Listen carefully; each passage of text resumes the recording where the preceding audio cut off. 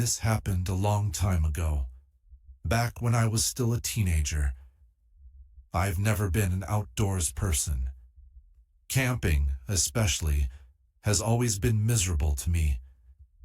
Sleeping on the ground, dealing with bugs, and waking up sore no matter how carefully you set things up. It was never my idea of fun. Unfortunately, growing up, that didn't matter. My dad loved the wilderness. Every summer, without fail, he'd pack up the car and haul me out into the woods with a few of his equally outdoors-obsessed friends. The goal was always the same: disconnect from technology and reconnect with nature. For me, it usually meant counting the hours until we could go home.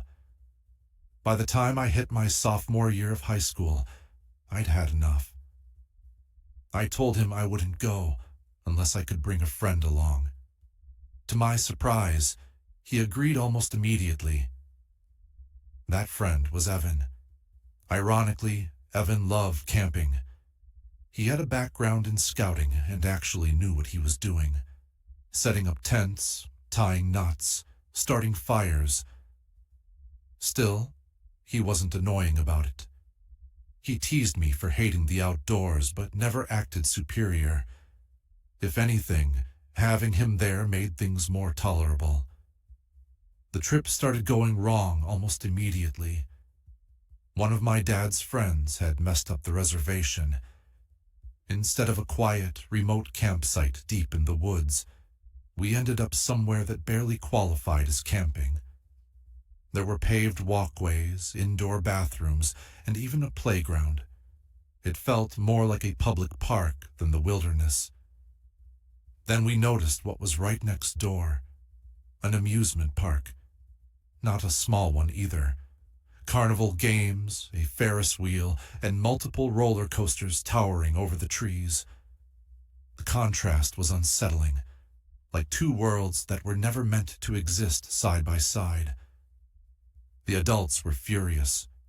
My dad complained nonstop, and even Evan kept pointing out how this wasn't real camping.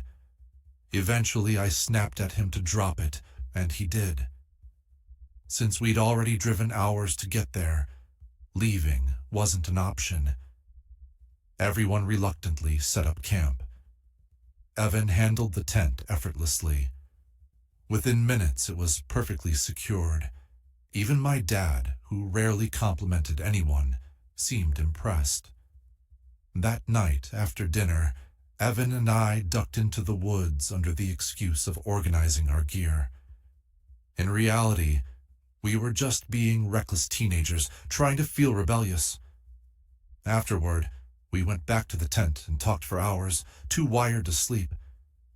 That's when Evan suggested exploring. At first, I thought he meant the campsite. Then he clarified. He meant the amusement park.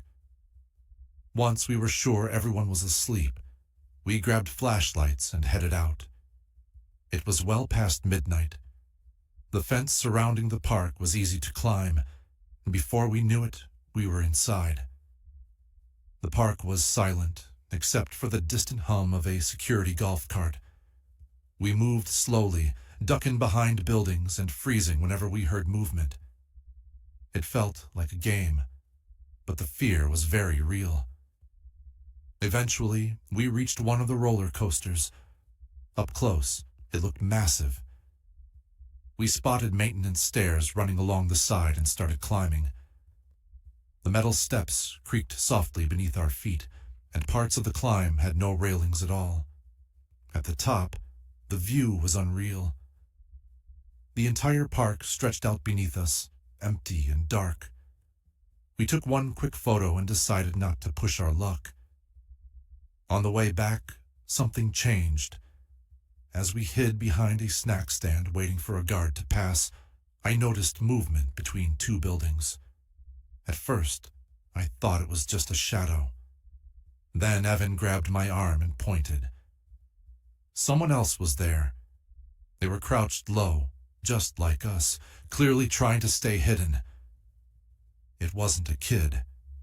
And worse, I was almost certain they were staring directly at us. When the figure suddenly ran through a patch of light, we saw him clearly for a split second. It was a grown man wearing torn clothing. The way he moved looked wrong, like he was injured. His face was smeared with something dark that looked disturbingly like blood. Then he vanished into the darkness. Once the guard passed, we didn't hesitate. We headed straight for the fence, hearts pounding, constantly checking behind us.